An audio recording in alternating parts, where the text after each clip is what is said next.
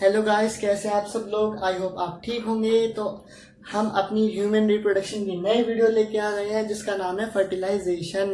ये प्रोसेस बहुत ज़्यादा इम्पोर्टेंट है, डायरेक्ट 5 मार्क्स क्वेश्चन में पूछा जाता है।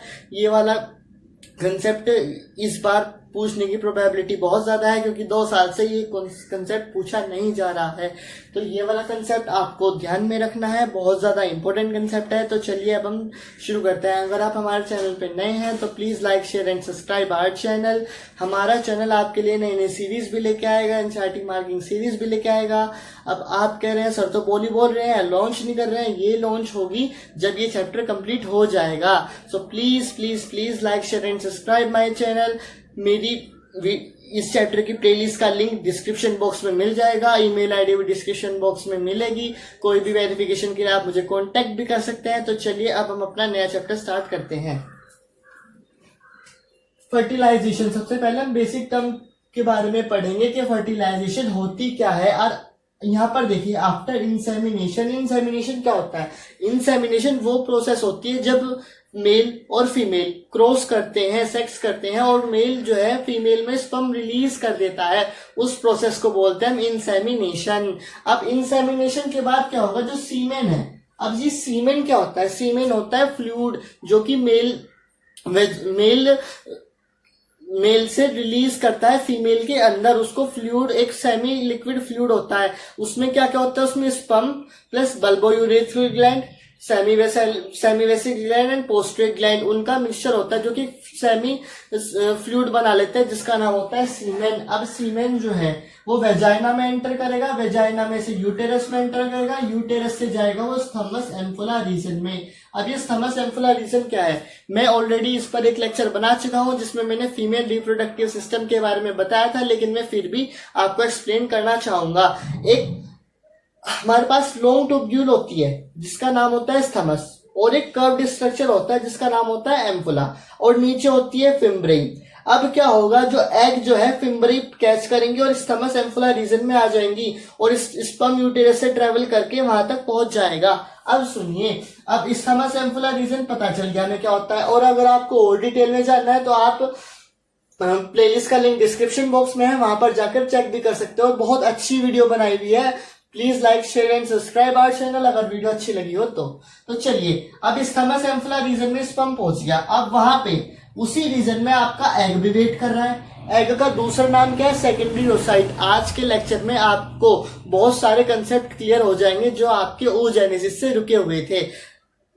तो चलिए अब हम आगे बढ़ते हैं। तो एग जो है और स्थमस एम्फोला रीजन में वेट करता है, वहीं पर स्पर्म आकर मीट करते हैं। कौन कौन मीट करते हैं, स्पर्म और एग पे मीट करते हैं और एक जाइगोट स्ट्रक्चर बना लेते हैं जिसकी पैलोडी होती है 2n। नेचर वर्ड बहुत इंपॉर्टेंट है, आप मत भूलना। अब स्पर्म का नेचर क्या था, n। एग का नेचर क्या है, n। मिलकर हैप्लोइड ने मिलकर एक सेल बना जिसका नाम हुआ डिप्लॉइड जाइगोट। इस प्रोसेस को बोलते हैं फर्टिलाइजेशन। अब हम ये पढ़ेंगे कि फर्टिलाइजेशन होता कैसे है। ये हमने बेसिक पढ़ा कि कैसे कैसे कहां से आया, कहां से एग आया, कहां मीट हुए और क्या बना, उसको फर्टिलाइजेशन कहते हैं। अब हम ये पढ़ेंगे कि फर्टिलाइजेशन होता कैसे है।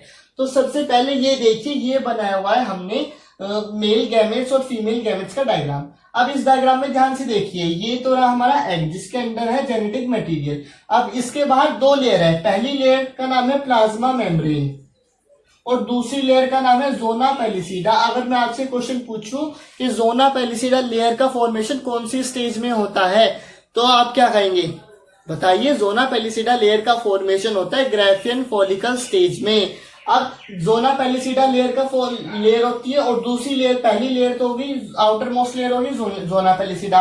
अब इनर मोस्ट लेयर होगी प्लाज्मा मेम्ब्रेन। और अब हमने स्पर्म का डायग्राम भी पढ़ा हुआ है। ये हेड वाला पार्ट होता है एक्रोसोम। एक्रोसोम में क्या होता है, अब एक स्पर्म तो रिलीज नहीं होगा इंसेमिनेशन के द्वारा, मिलियन ऑफ स्पर्म रिलीज होंगे। अब जब मिलियन ऑफ स्पर्म रिलीज होंगे तो उसमें से कुछ स्पर्म ही आगे जा पाएंगे, कुछ तो नीचे ही मर जाएंगे, कुछ इधर उधर टकरा के खत्म हो जाएंगे, तो कुछ ही जोना पेलिसिडा यानी कि जोना पेलिसिडा के लेयर के पास ही जा पाते हैं, वे डीजनरेट हो जाते हैं, वे खत्म हो जाते हैं। अब क्या होगा, जो स्पर्म है वो जोना पेलिसिडा लेयर में एम्बेडेड हो जाएगा। अब इस डायग्राम में ध्यान से देखिए, ये एक्रोसोम आया और जोना पेलिसिडा लेयर में धस गया। अब जैसे ही जोना पेलिसिडा लेयर में धस गया तो हमारा एक्रोसोम है ना फट जाता है और एक एंजाइम रिलीज करता है जिसका नाम है हाइड्रोलिटिक एंजाइम। दोबारा सुनिए, अब जब जोना पेलिसिडा लेयर में एक्रोसोम पार्ट एम्बेडेड हो जाता है तो हमारा एक्रोसोम पार्ट एक एंजाइम रिलीज करता है जिसका नाम होता है हाइड्रोलिटिक एंजाइम। कौन से पार्ट? Acrosome part. ये बहुत ज्यादा इंपॉर्टेंट है 1 मार्क्स क्वेश्चन के लिए भी, ध्यान से देखना। अब क्या होगा, अब प्लाज्मा मेम्ब्रेन में एक बड़ा होल क्रिएट हो जाएगा। बारे सुनिए, मिलियंस ऑफ स्पर्म एंटर हुए, कुछ इधर खत्म हो गए, कुछ उधर खत्म हो गए, कुछ अब मान लो 2 ओवेरी है, एक इस साइड है और एक इस साइड है। ओवेरी कौन सा एग रिलीज कर रही है? हमारे राइट साइड वाली रिलीज कर रही है, तो कुछ स्पर्म लेफ्ट साइड भी तो जाएंगे, जो लेफ्ट साइड जाएंगे वो डिजेनरेट हो जाएंगे और कुछ ही स्पर्म जो है जोना पेलिसिडा तक पहुंचेंगे, वे जोना पेलिसिडा लेयर में एम्बेडेड हो जाएंगे। जो सबसे पहले हाइड्रोलिटिक एंजाइम रिलीज कर देगा, जैसे ही एंजाइम जोना पेलिसिडा लेयर पर पड़ेगा तो जोना पेलिसिडा लेयर में होल हो जाएगा। जैसे ही होल हो जाएगा तो प्लाज्मा मेम्ब्रेन में होल हो जाएगा और fusion of male and female gametes हो जाएगा, जिसकी वजह से फर्टिलाइजेशन अकर हो जाएगी। अब एक बात ध्यान रखिए, जब कोई भी जाइगोट बनता है तो मिलियन ऑफ स्पर्म के बीच रेस चलती है, तो आप खुद समझिए कि आप कितने लकी हो। उन मिलियंस ऑफ स्पर्म में से वो आप एक जाइगोट सेल थे, तो वो जाइगोट सेल आप बने हो, तो आपको अपने आप पर गर्व होना चाहिए कि इतने मिलियंस ऑफ सेल्स में केवल आप ही उभर के आए हो। तो आप अब कुछ जो है अपनी लाइफ को डिस्ट्रॉय कर लेते हैं, सुसाइड कर लेते हैं, ऐसा नहीं करना है। आप खुद ही सोचिए, इतने मिलियंस ऑफ स्पर्म्स में रेस लगती है और उसमें एक स्पर्म विन होता है और वो एक स्पर्म आप हो, तो आपको अपने ऊपर गर्व होना चाहिए, अपनी लाइफ पर गर्व होना चाहिए और आपको जो है अपने पेरेंट्स के लिए बहुत कुछ करना चाहिए, क्योंकि वे ही तो आपको इस दुनिया में ला रहे हैं। तो आप और कुछ जो है सुसाइड कर लेते हैं, ये गलत है। ये मतलब एक तो इतना मुश्किल होता है, आप मदर को इतना सफर करना पड़ता है और आप एकदम से अपनी लाइफ डिस्ट्रॉय कर लेते हो, और ये स्टूडेंट में बहुत होता है। अब माना कि कंपटीशन क्रैक करना इतना आसान नहीं होता, लेकिन एक बात ध्यान रखना, कंपटीशन ही सब कुछ नहीं होता। टीचिंग करियर में भी बहुत अच्छे एग्जाम्पल हैं जो बहुत आगे जा चुके हैं, और अब तो बायोटेक्नोलॉजी, माइक्रोबायोलॉजी और जेनेटिक इंजीनियरिंग इतना अच्छा करियर बन चुका है, और हमें डॉक्टर से ज्यादा इन साइंटिस्ट की ज्यादा जरूरत है जो कि कोरोना वायरस की एंटीडोट बनाएगा। तो इसीलिए कभी भी डिप्रेशन में मत जाना, और बायो में डॉक्टरी, एमबीबीएस या नीट के अलावा भी बहुत सारे ऑप्शन होते हैं, और एक वीडियो में इस पर भी जरूर बनाऊंगा। तो चलिए अब हम अपने टॉपिक पर दोबारा चलते हैं। अब सबसे पहले क्या होगा, जोन मिलियंस ऑफ स्पर्म आए, कुछ डीजनरेट हो गए, कुछ लेफ्ट साइड चले गए और कुछ राइट साइड चले गए। अब कुछ ही स्पर्म जोना पेलिसिडा लेयर के पास पहुंच पाए। जैसे ही जोना पेलिसिडा लेयर के पास पहुंचे तो उसमें एम्बेडेड हो गए। एम्बेडेड होने के बाद जो हमारे एक्रोसोम पार्ट है उसने हाइड्रोलिटिक एंजाइम रिलीज करे, जो उस एंजाइम ने प्लाज्मा मेम्ब्रेन में होल क्रिएट कर दिया, fusion of male and female gametes हो गया, फर्टिलाइजेशन अकर हो गया। आई होप आपको ये समझ में आया होगा। अब हम ये पढ़ेंगे कि मेल और फीमेल गैमेट का फ्यूजन कैसे होता है। ये एनसीईआरटी में डिटेल में बताया है, यानी कि ये भी फर्टिलाइजेशन का एक पार्ट ही है कि कैसे मेल गैमेट्स और फीमेल गैमेट्स फ्यूज करते हैं। और एक बात ध्यान रखना, क्या अभी हमने ओजेनेसिस पढ़ी थी, उसमें तो अभी तो म्यूसिस फर्स्ट हुई है, म्यूसिस सेकंड तो हुई नहीं। तो अब हम ये भी, अब म्यूसिस प्रोसेस होगी फर्टिलाइजेशन, म्यूसिस सेकंड प्रोसेस होगी फर्टिलाइजेशन के समय। अब इतने सारे क्वेश्चंस माइंड में घूम रहे हैं, उनके सॉल्यूशन के लिए रेडी हो जाइए। और ये लेक्चर आपका बहुत आनंदकारी होने वाला है। आनंदकारी मतलब बहुत अच्छा होने वाला है, क्योंकि इसमें आपके बहुत सारे कंसेप्ट क्लियर हो जाएंगे। तो चलिए अब हम पढ़ते हैं कि कैसे मेल और फीमेल गैमेट्स का फ्यूजन होता है। अब ओवम और ओटिड और ओवा, इन तीनों वर्ड्स का मीनिंग आज हमें पता चल जाएगा। ओवम, ओटिड और ओवा। अब तक हम एग का मतलब पता कर चुके हैं, सेकेंडरी ओसाइट होता है एग, लेकिन ओवम, ओटिड, ओवा का मतलब हमें इस लेक्चर में पता चल जाएगा।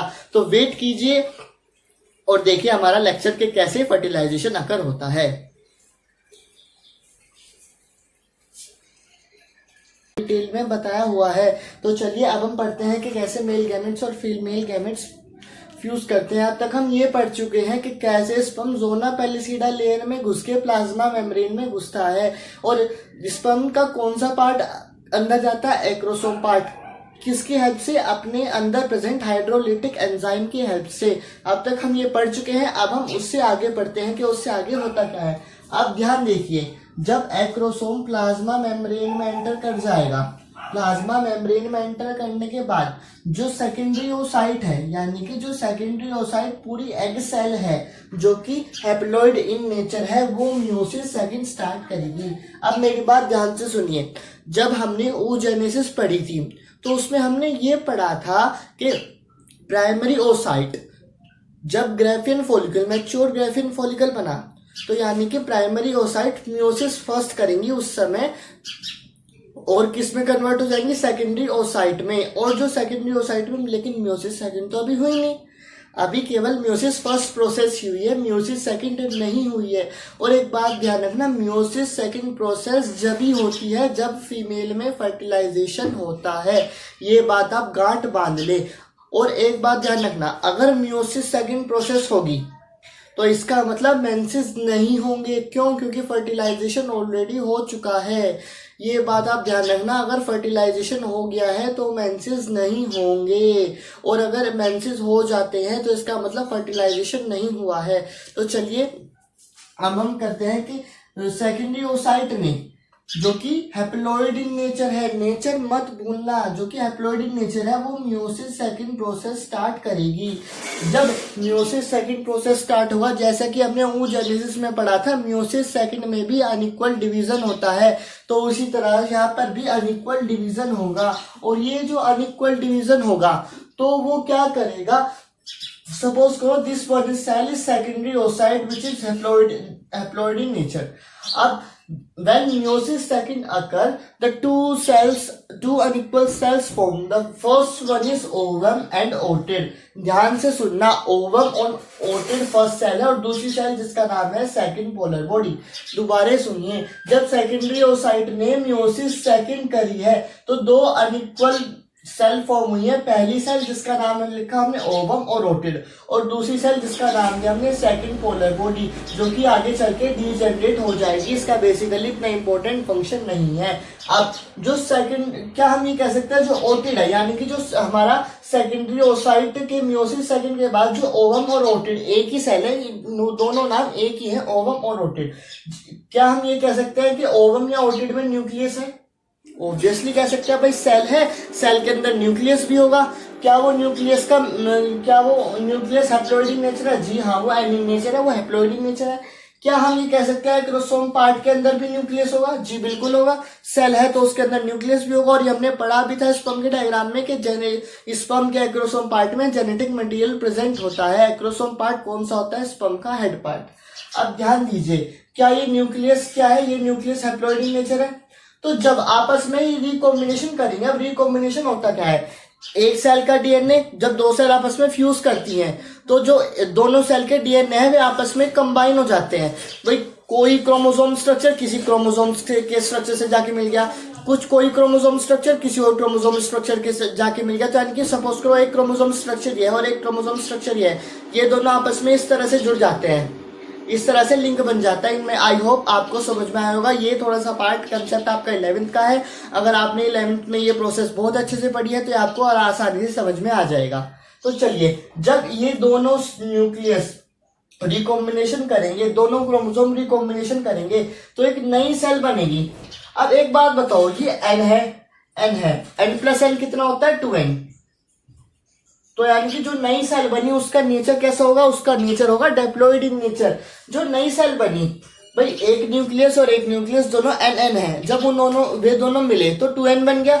तो जो 2n नेचर का बना उस सेल को बोला हमने जाइगोट। जो नई सेल बनी उसको बोला हमने जाइगोट। सबसे पहले क्रोमोसोम में भी न्यूक्लियस होगा और ओटिड या ओवम में भी न्यूक्लियस होगा।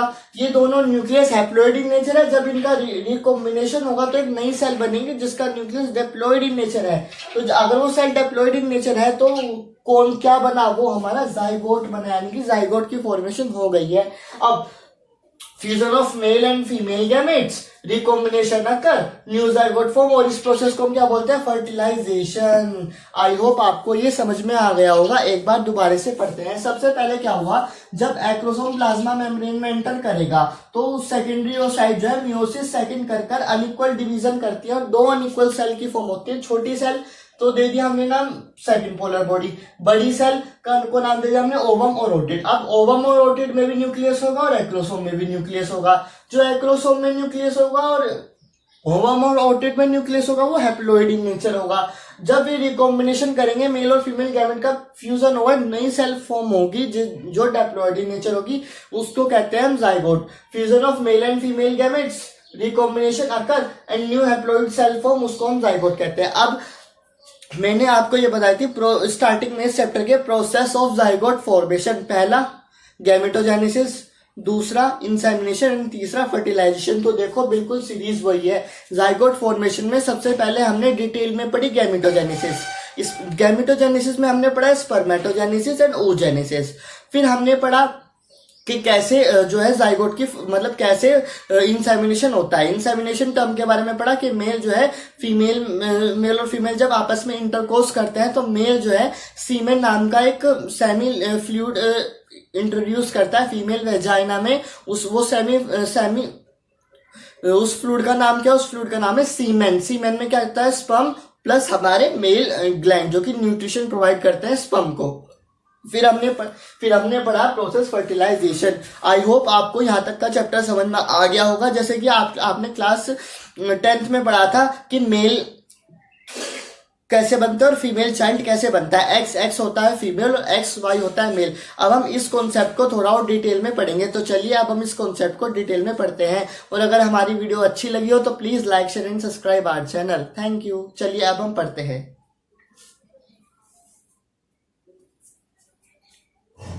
गाइस अब हम सेक्स डिटर्मिनेशन के बारे में पढ़ लेते हैं। तो सेक्स डिटर्मिनेशन हमें पढ़ने से पहले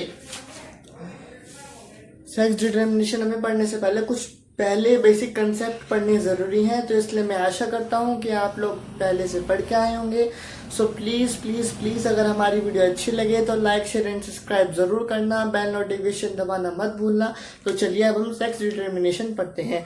अब सेक्स डिटर्मिनेशन पढ़ते समय अब ये देखो, सबसे पहले हम मेल और फीमेल गैमेट्स बनाए हैं मैंने यहाँ पर। मेल गैमेट्स होते हैं X और Y और फीमेल गैमेट्स होते हैं X और X। ये डिप्लॉइड इन नेचर होता है, ये तो हमको पता ही है। अब जब हमने ये गैमेटोजेनेसिस में ये पढ़ा था कि जो मियोसिस होगी तो गैमेट्स जो है डिवाइड होंगे। जब गैमेट्स डिवाइड होंगे तो मेल का तो एक आ गया N और Y, ऐसे फीमेल में जब डिवाइड हुए तो X और X।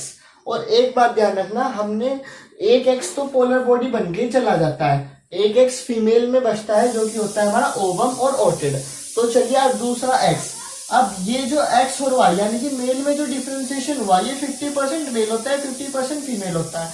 इसका मतलब क्या है? इसका मतलब यह है कि जब मेल का डिवीजन होता है तो हाफ तो होते हैं उसमें X क्रोमोसोम्स और हाफ होते हैं Y क्रोमोसोम्स। ये क्रोमोसोमल पैटर्न हमें चैप्टर 5 में डिटेल में पढ़ना है। अगर आपने यहाँ अच्छे से समझ लिया तो वहां इतना कुछ पढ़ने की जरूरत नहीं पड़ेगी। तो चलिए पढ़ते हैं। सबसे पहले मेल की बात करें, जब क्रोमोसोम डिवाइड होंगे तो X और Y बनेंगे। इसमें हाफ क्वांटिटी तो मेल की होगी, हाफ फीमेल की होगी। अब एक बात ध्यान रखना, एक मेल है, एक ओवेरी है जो हैप्लोइड इन नेचर है, एक पोलर बॉडी बनकर डिजेनरेट हो गया। तो जो एक मेल है भाई, यहाँ तो Y जाएगा या X जाएगा। तो क्या हम ये कह सकते हैं कि 50% चांसेस मेल और फीमेल के हैं? मतलब कि जब नेचर ने डिफरेंशिएट नहीं करा तो हम कौन होते हैं डिफरेंशिएट करने वाले। देखा जाए तो ओवरऑल मेल और फीमेल, यानी कि अगर X और X मीट करे तो फीमेल बनेगा, X और Y मीट करे तो मेल बनेगा। यानी कि ये नेचुरल प्रोसेस होती है, लेकिन फिर भी हम फीमेल को ब्लेम किया जाता है। अगर वैसे देखा जाए तो मेल रिस्पॉन्सिबल होता है इस चीज के लिए, लेकिन ये प्रोसेस नेचुरल होती है, हम किसी को ब्लेम नहीं कर सकते। आई होप आपको सेक्स डिटर्मिनेशन समझ में आ गया होगा, लेकिन इस कंसेप्ट को हमें चैप्टर 5 में और भी डिटेल में पढ़ना है। तो आप तब तक वेट कीजिए। हमारी वीडियो अगर अच्छी लगी हो तो लाइक शेयर एंड सब्सक्राइब जरूर करें, बेल नोटिफिकेशन दबाना ना भूलें। और एक बात ध्यान रखना, thank you for watching my video. मेरी वीडियो देखने के लिए शुक्रिया। तो चलिए अब हम चलते हैं। Good bye, take care. मेरी ईमेल आईडी डिस्क्रिप्शन बॉक्स में है, वहां आप मुझसे क्वेश्चंस पूछ सकते हैं, मैं आंसर जरूर करूंगा। मुझे इंस्टाग्राम पे ज्वाइन करना ना भूलें, ईमेल आईडी डिस्क्रिप्शन बॉक्स में गिवन है और प्लेलिस्ट का लिंक भी डिस्क्रिप्शन में गिवन है, उसको चेक करना ना भूलें। और मेरी आने वाली वीडियोस के लिए बेल नोटिफिकेशन दबाना ना भूलें। So thank you and be safe in quarantine.